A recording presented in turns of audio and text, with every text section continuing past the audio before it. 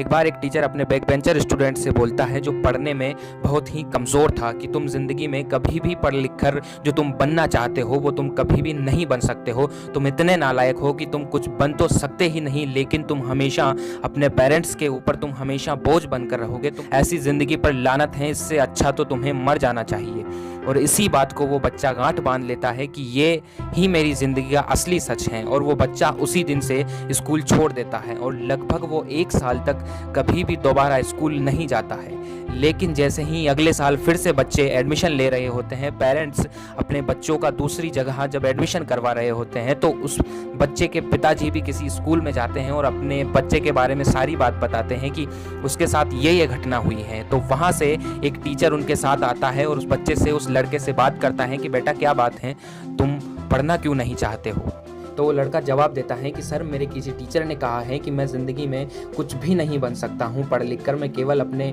Parents के पैसे खर्च कर रहा हूँ, इसलिए मैं पढ़ना नहीं चाहता हूँ। तब वो टीचर उस लड़के को समझाते हैं कि बेटा ऐसा कुछ भी नहीं है, जो तुम बनना चाहते हो वो तुम बन सकते हो, लेकिन उसके पहले तुम्हें ये ठानना पड़ेगा कि तुम वो बन सकते हो। और वो बच्चा उस टीचर की बात मान लेता है और उस विद्यालय में फिर से एडमिशन ले लेता है। और वो बच्चा उस दूसरे विद्यालय में खूब मेहनत करता है, खूब पढ़ाई करता है और एक दिन वो जो बनना चाहता है वो बन जाता है। लेकिन इसी टाइम के दौरान कुछ सालों के बाद जो पहला टीचर था, उस टीचर की बेटी का एक्सीडेंट हो जाता है और एक्सीडेंट में उसे इतनी चोट लगती है कि उसके पास इतने पैसे नहीं होते हैं कि वो अपनी बेटी का इलाज करवा सके। लेकिन वो जैसे ही शहर के सबसे बड़े अस्पताल में जाता है और वहाँ उसे एडमिट करवाता है, तो वहाँ पर जब फीस मांगी जाती है तो वो बोलता है कि मेरे पास इतने पैसे अभी नहीं हैं, लेकिन मैं आपकी सारी फीस भर दूंगा, आप प्लीज़ मेरी बेटी का इलाज कर दीजिए। तो वो जब वहाँ पे मना कर देता है सारा स्टाफ, तो वहाँ पे हॉस्पिटल का मालिक इस सारी घटना को देख रहा होता है और वो देखकर चौंक जाता है कि ये वही टीचर हैं जिसने मुझे कभी ऐसा कहा था।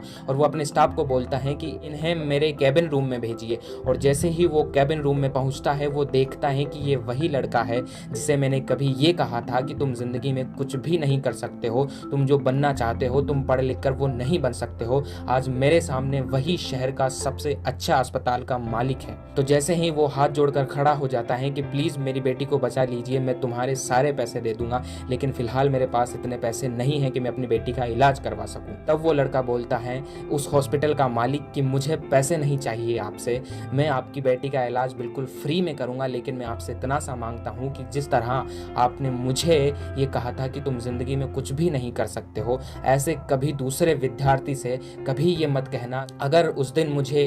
वो टीचर नहीं मिले होते जो मुझसे ये नहीं कहते कि तुम वो सब कर सकते हो जो तुम करना चाहते हो,